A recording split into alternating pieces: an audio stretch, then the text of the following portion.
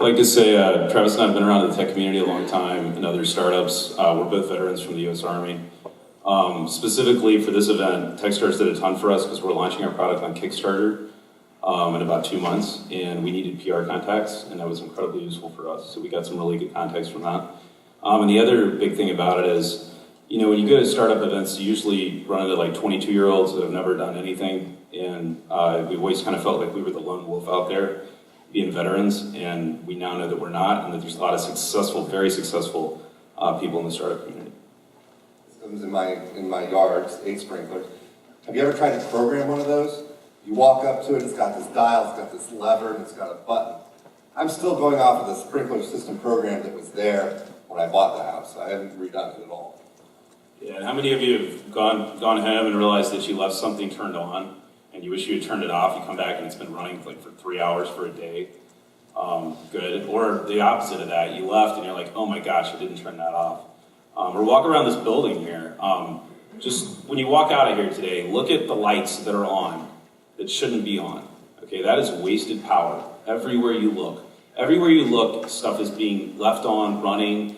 Stuff shouldn't be on when it should be, or should be on when it shouldn't.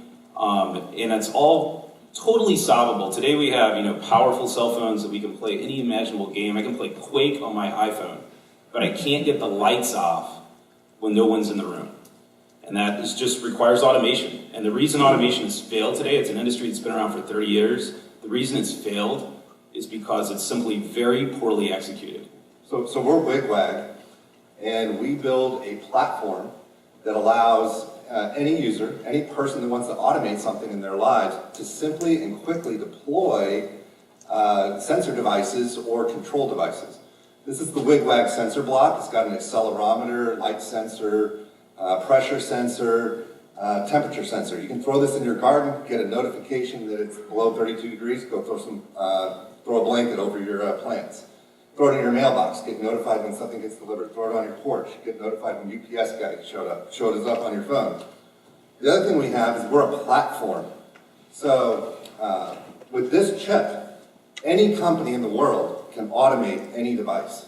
So they can take this device, embed it in a coffee maker, embed it in a refrigerator, embed it in your car, get smart information delivered directly to your smartphone and to our cloud-based service. So we're going live. We're going live in about 2 months on Kickstarter with 2 products, an LED light strip that you can control via the cloud, as well as this sensor block. So just don't forget about us in 2 months. Thanks. 2 months, check us out on Kickstarter. How's this different than Twine? So Twine is a really cool product that launched on Kickstarter. In case somebody knows about it, look it up. Twine, just like a ball of twine. It is a sensor block that communicates directly through Wi-Fi. It's great for a hobbyist, and you can get all these cool sensors, but it requires you to set the SSID up on your network, and it's kind of a hassle to get on board. That's why we use a QR code that's on the back of this.